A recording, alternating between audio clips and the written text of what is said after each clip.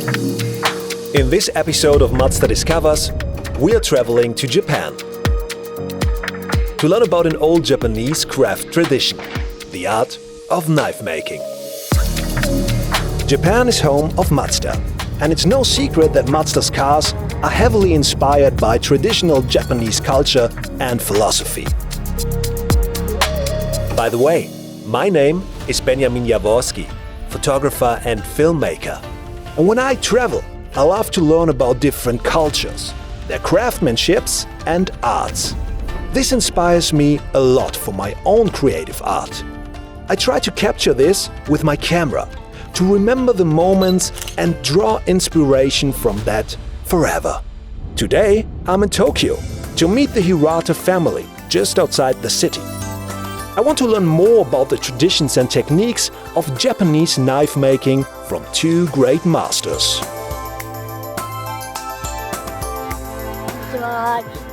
こんにちは。刀鍛冶をやってます。平田Sukehiraと申します。よろしくお願いします。私はHirata Nodokaと申します。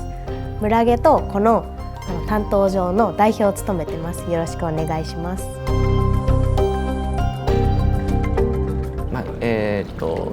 15年ぐらいやってます。この技術をマスターするのに約5年の修行が必要なんですけども、刀作りに終わりはないので、これからどんどん高みを目指してどんどん修行していかないといけないんです。微妙なやっぱり、手作業じゃないと出せない味が全部あるので、そこはやっぱり手でやるっていうのが一番。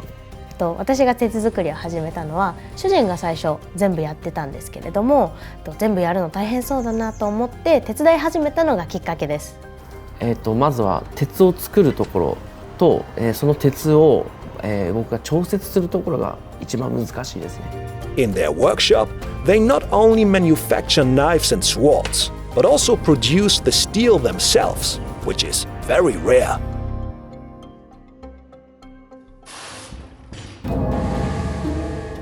タタラ製鉄っていうんですけど、私がやってるもの、これをやってる女性の方は今のところいらっしゃいません。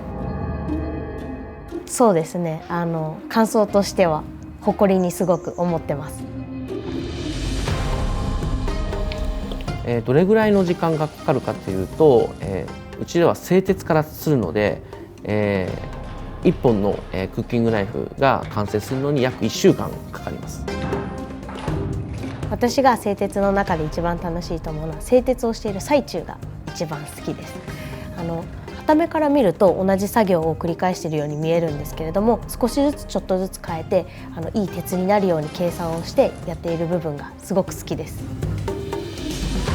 一番楽しい瞬間っていうのが、製品にどんどん変わっていくところが一番楽しいです。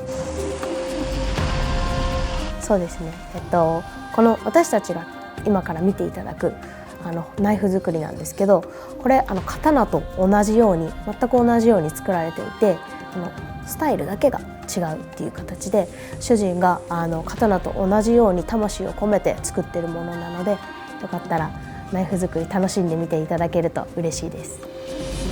It's impressive how they have mastered their craft over many years and take care of every detail until the final product is perfect for them.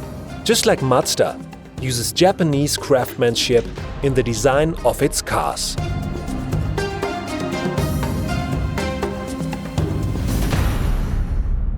It was an experience I will never forget.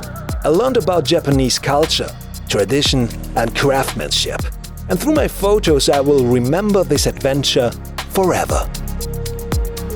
And maybe you will too.